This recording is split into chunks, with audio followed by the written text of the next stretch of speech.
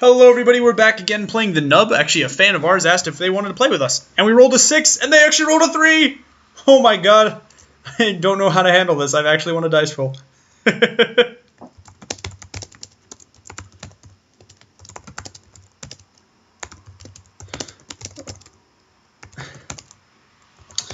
Oh man, I do like playing against the Nub. He's a good guy. Alright, we shuffled our deck, right? Let's look through this. Yeah, I did. Excellent. So let's draw our 7 here. Got to draw our 7. Obviously, we'll be on the play. Super aggro. Away! As long as we get 2 land, I think we'll be okay. Come on! This hand is perfect. Sure, let's keep it. If we draw 1, we got, like, what, 3 turns to draw something relevant? We can do that. Any mulligans? Super aggro. Away. We're gonna be fine. We have a nice high spell density. So that's always good.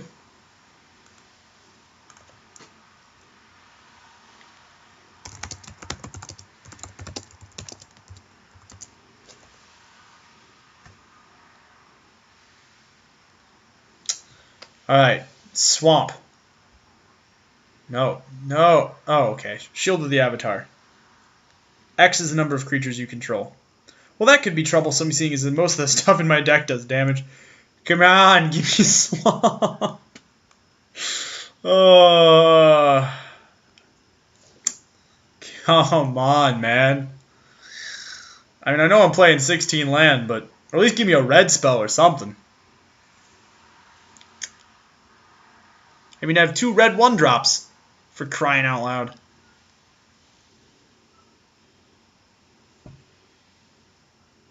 Well, he didn't have a turn 2 play, so maybe we can do this. Swamp. Hey, there we go.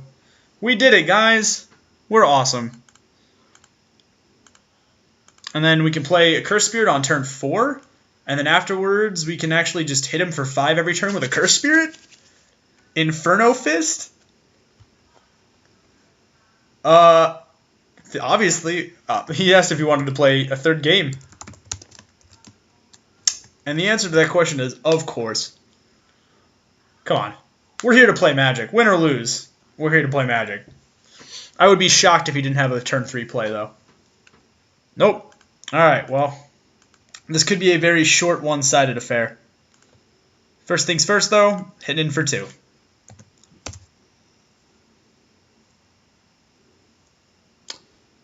Well, alrighty then. A Curse Spirit away! Maybe we can actually make this really quick. I mean, at this point, like with 4 land, we can basically cast everything in our deck. Actually, we can cast everything in our deck. That Swamp was such a good draw, though. It was going to be very... I was going to be a little disappointed if we didn't get a Swamp and this turned into a draw-go game. But we did, and that's the important thing to remember.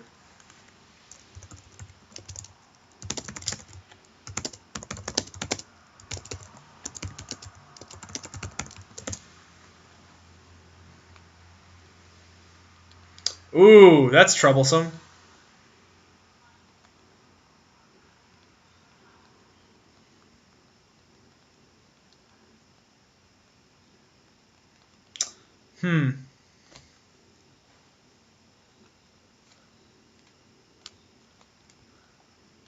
Interesting, interesting. Okay, so he's actually equipping it?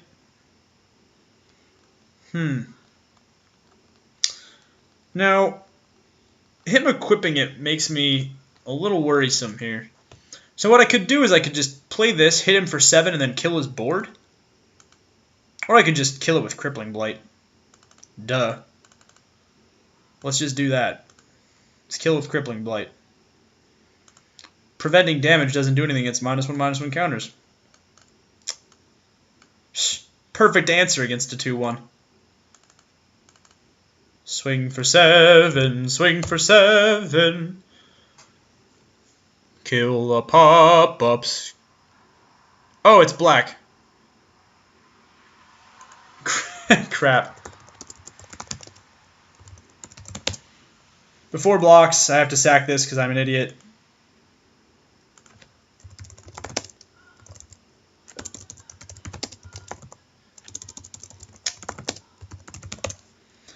Oh, I'm so dumb. Watch me punt games. Crap. It is such like an old school Magic thing that when you look at Intimidate or Fear, you see unblockable. At least I do. Man. Well, what do they say? Read your cards? When I was teaching a bunch of my friends how to play Magic, they were like, "Oh man, I would have won this game." I'm like, "Yes, but you have to read your cards." It's good to know that certain things never stop being relevant in Magic, no matter how many times you play the game. That is nice to know, I think.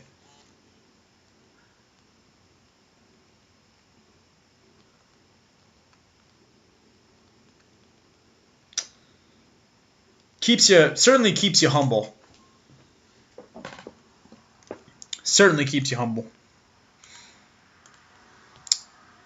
Tell you what though, I wouldn't mind a land. This is gonna let me play Inferno Fist and a creature.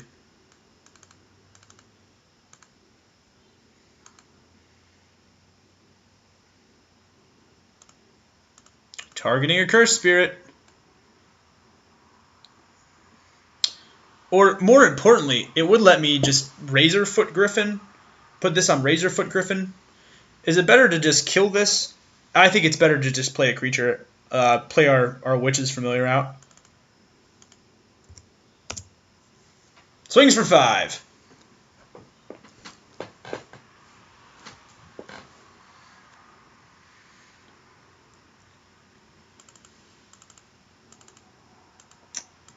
And then this way we've got Inferno Fist and Crippling Blight next turn to deal with any potential blockers. Seems reasonable.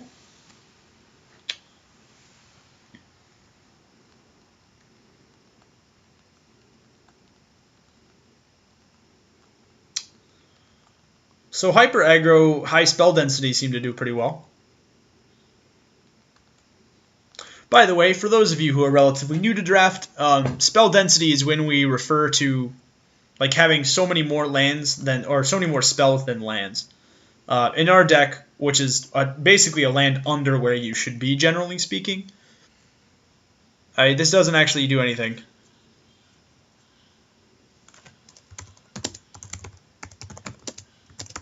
You realize that. Oops. Yeah, that's a common misconception. It's odd that you see white cards target creatures with toughness, like targeting something with toughness. Generally, they go after stuff with power. That tends to be like the white sub-theme. So this is odd. Although I definitely like Pillar of Light.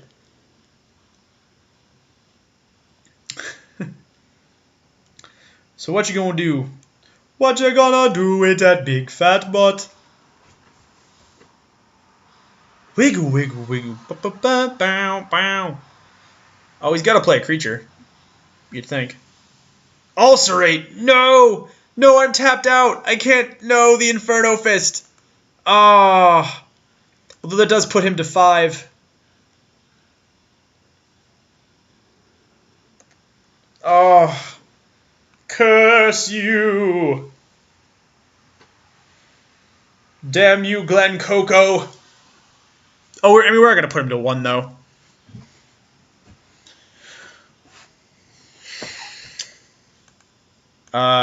Which is going to be nice. We get another land, too. Which I don't mind. I mean, I'm fine playing Necromancer's Assistant and Crippling Blight in the same turn. And then just Alpha Striking the crap out of him. Crippling Blight! He's got to be like, ouch. That's just annoying. Cannot block. Take 4. Then all of our lightning strikes are live. Anything's live. It's odd that we drew 6 of our 16 land, though.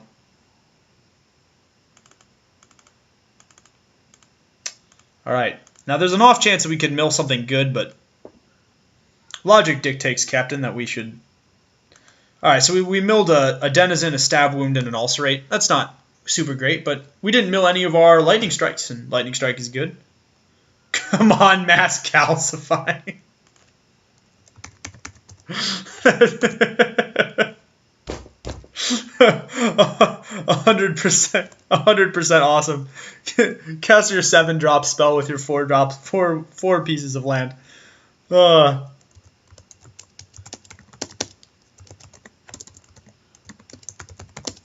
I don't think there's any way to get out of this. Because if he Flesh to Dusts, he's dead. Raise the Alarm blocks 2 of these guys. I mean, if he's got Raise the Alarm Ulcerate, no, Ulcerate doesn't do it because then he dies to Ulcerate. And we know one of his cards in hand is Pillar of Light, so...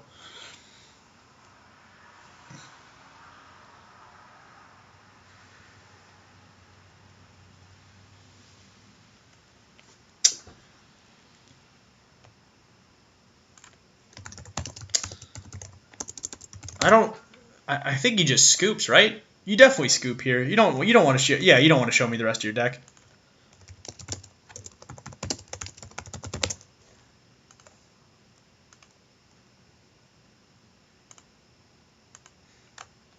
All right. Well, we'll go to game 2. Hopefully, we get a good 7. Yeah, this is fine. 1-drop, 3-drop removal. I'm all right with this. Stab Wound is awesome. Well, I have to say, I've been less impressed with Stab Wound in this set than I was when in Return to Ravnica. I think in general there was a higher toughness to the creatures in Ravnica, and thus Stab Wound became a much stronger win condition than just a removal spell. And we have a turn 1 play, so, you know. Plus we literally have 25% of our land here already. High spell density, man. Because now we're going to go 1-drop, 2-drop removal spell, probably. I mean, the most annoying thing against us right now is Raise the Alarm. I hate Raise the Alarm. The more I play this set, the more I'm like, this card is annoying. Especially because I tend to play stuff that has lower toughness. And Stab Wound is not good against that.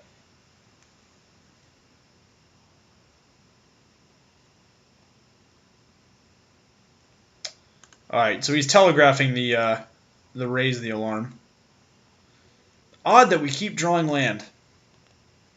I know I say that a lot, but we're only playing 16 lands, and thus our math is pretty... Math is on our side here. I'm going to shoot 1. If he wants to play Raise the Alarm and actually block this, that's fine. I will not be swinging with Child of Night, however I will play Child of Night. And force him to react to our board at some point. He's deciding if he wants to drop that Raise the Alarm that's in his hand. And he wisely decided not to show it and just play it on our... He'll probably play it on our end step. I doubt that he would leave it up another turn. He'll probably want it for convocable purposes.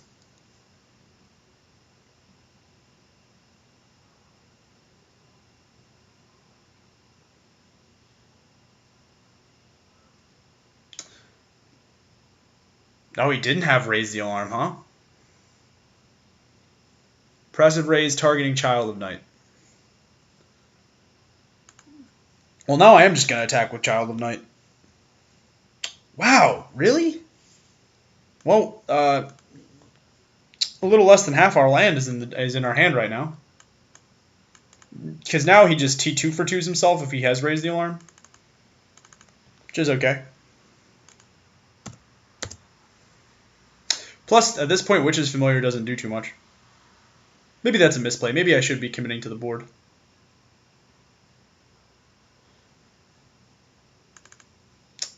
Yeah, I probably should have been committing to the board there. Although, his turn 4 is coming up. I highly doubt a 1-1 and a 2-1 are going to do anything against that, and a 2-3 probably isn't either. Probably is better just to get that swing out of the way. It's odd that he hasn't had any plays. I thought for sure we were going to get hit with something like well, that's fine too. I actually can just keep swinging into that. Ooh, a 3-drop. Excellent.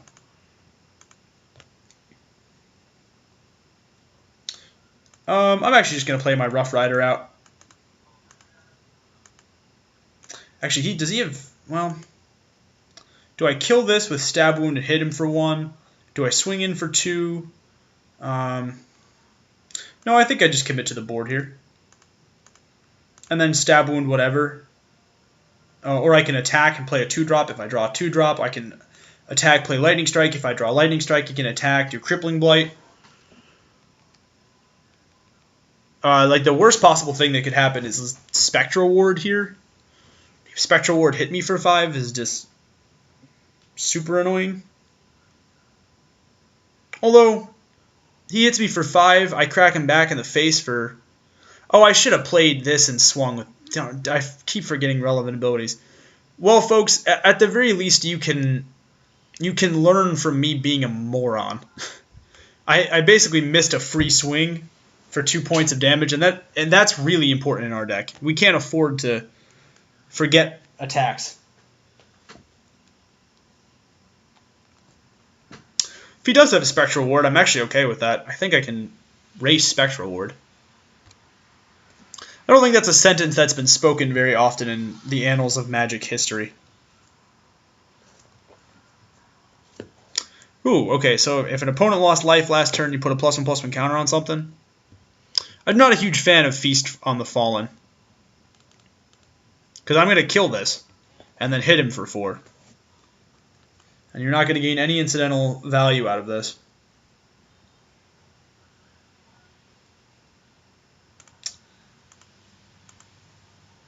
I think our opponent's deck is just a little too slow to be able to sort of run the race against ours. Next turn it's good because I can play Witch's Familiar and attack with this if I absolutely need to. Oh, it does get the +1/+1. That's even better. Stab Wound actually hits him for 2 every turn though. Oh, yes. Stab Wound. That's what I think about your play. And then swings for 4. Oh, I'm so annoyed with myself. This should be putting him to 10 because I had a swing with Foundry Street Denizen last turn. I just didn't do it. Although Stab Wound puts him on a pretty short notice, actually.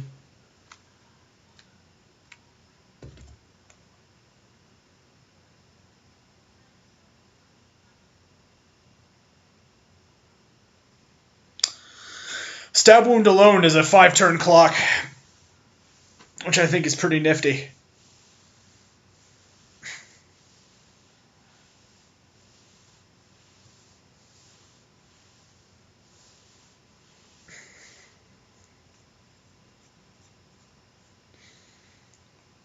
That's a 2-1. In all honesty, too, like if he's not going to do anything with this, I can just sit around and... Does he have Spectral Ward? Oh, he has Shadowcloak Vampire. Shadowcloak Vampire is a very good card to draw here. Although if you want to make this card relevant, you kind of have to commit to the board, I think.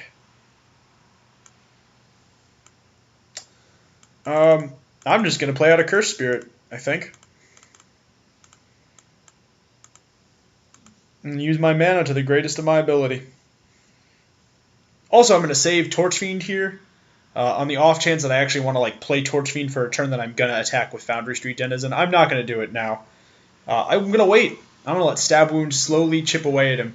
Because if he wants to start attacking in the air with Shadowcloak Vampire, he's going to have to pay life for that. And that's not something he can do. Again, we're saving this Torchfiend so that we can grab multiple pumps out of this guy, like making him a 3-1 or something. And then our opponent it has to waste a block on Foundry Street Denizen. That's kind of neat.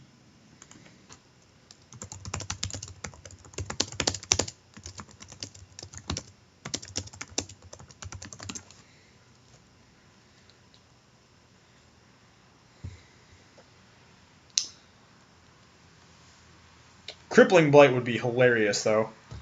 Could you like if I get Crippling Blight, I'm Crippling Blighting their Curse Spirit, so it can't block. Oh man, and I'm just swinging in with everybody.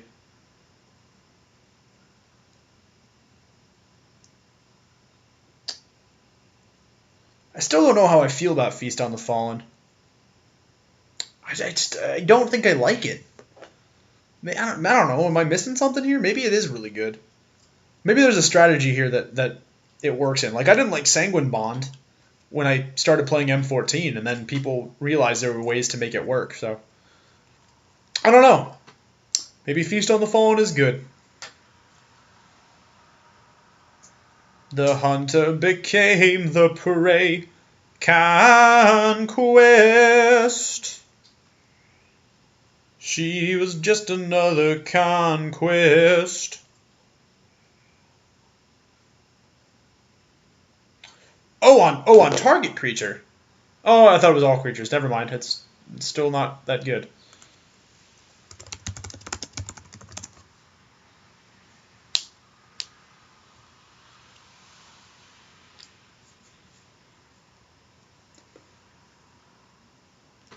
No flying. Do I trade here?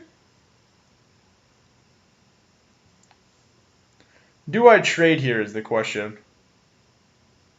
You could have Moment of Heroism. That is a very real card in this matchup. I think we just take it.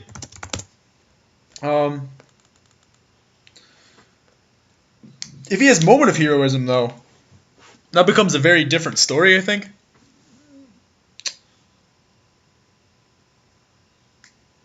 Okay.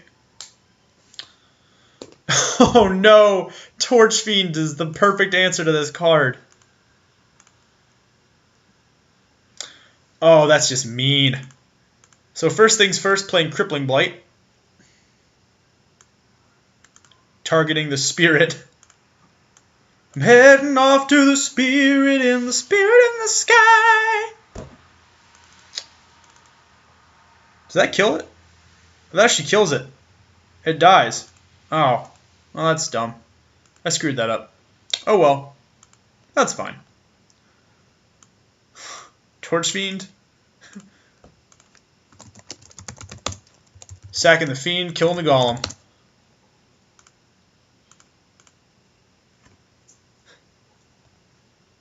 Sacking the Fiend, kill Golem, and then we swing for game. Because Foundry Street Denizen has a +1/+1. +1/+0. Alright. So Hyper Aggro kind of worked.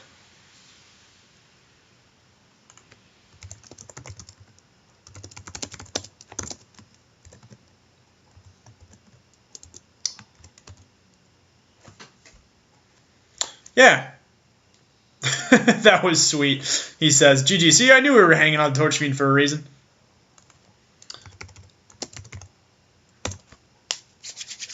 All right. Well, folks, we won. I don't think anyone is more shocked about that than I am. I generally don't like this kind of a strategy. But we did it. We did really well. Which is great. Huge thank you, of course, to the Nub. As always, my friend, you are a good person to play against and a nice guy. Oh, maybe he's got Heliod's Pilgrim as a sideboard. Maybe that's why he has that. But anyway, thank you again to the Nub for joining us, and thank you to all of you guys. As always, I really do appreciate you coming out and joining me for a draft. It is nice to have fans, and it's really nice to draft with some lovely people like yourselves. As always, don't forget to like, comment, and subscribe to Draft Radio. We would certainly love it, and we appreciate any feedback that you might want to give us. But as always, guys, I am Kyle Ott for Draft Radio, signing off for the night, and you fine people, have a good one.